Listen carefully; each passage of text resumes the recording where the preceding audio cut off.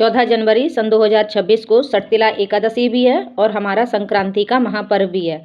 इस पर्व में बहुत ही बड़ी विशेष बात यह है कि इस दिन एकादशी भी पड़ रही है और संक्रांति भी पड़ रही है, तो ये पर्वों में महापर्व हो गया, आप समझ लीजिएगा। तो आप इसमें विष्णु भगवान और सूर्य भगवान से संबंधित जितनी भी पूजा कर सकें, इसमें स्नान, दान और हवन, यज्ञ, जप, तप आप जितना अधिक से अधिक कर सकें समय निकाल कर, तो आप चूकें नहीं, इसका अवश्य पुण्य प्राप्त करें।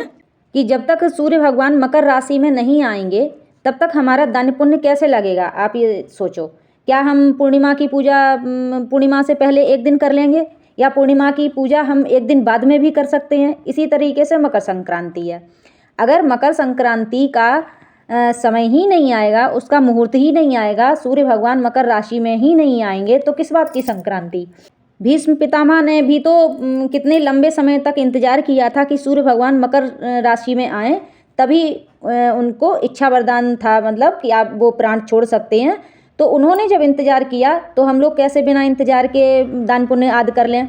तो फिर आप इस चीज़ को ध्यान रखें कि चाहे 14 तारीख को आप मकर संक्रांति मनाएं या आप 15 को मनाएं, अगर सूर्य भगवान मकर राशि में आ गए हैं तो आप उस दिन उपवास करके एकादशी का नहीं रहते हैं, फिर भी आप उस दिन उपवास रह के और दान पुण्य करें। वैसे तो हमारे हिंदू धर्म में सुबह कोई स्नान, दान आदि का पुण्यकाल बताया गया है, तो आप पूरे दिन उपवास करके, या तो शाम के टाइम से लग रहे हैं सूर्य भगवान मकर राशि में, तो आप 14 तारीख को शाम के टाइम दान पुण्य करें, तो वो उचित नहीं लगता है। या फिर आप 15 की सुबह बिना किसी संकोच के आप सुबह को दान करें। अगर आप एकादशी व्रत हैं तो बहुत ही उत्तम बात है, एकादशी व्रत आप रहें, दूसरे दिन आप पारण करें, दूसरे दिन आपका संक्रांति पुण्यकाल है, तो आप आराम से खिचड़ी दान भी कर सकते हैं, खिचड़ी खा भी सकते हैं, खिचड़ी औरों को खिला भी सकते हैं। तो आपको इसमें कोई भी दोष नहीं लगेगा और आपका पूरा पूरा पुण्य भगवान के श्री चरणों में पहुँचेगा।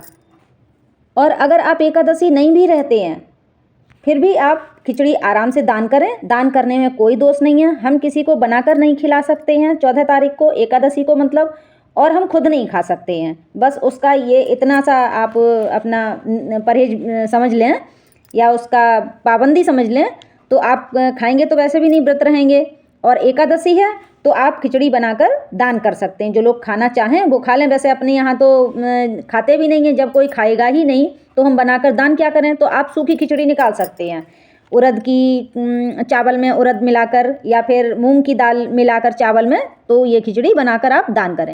विष्णु भगवान की, शालिग्राम जी की, लड्डू गोपाल जी की और शनिदेव की और सूर्य भगवान की आप इसमें पूजा करें।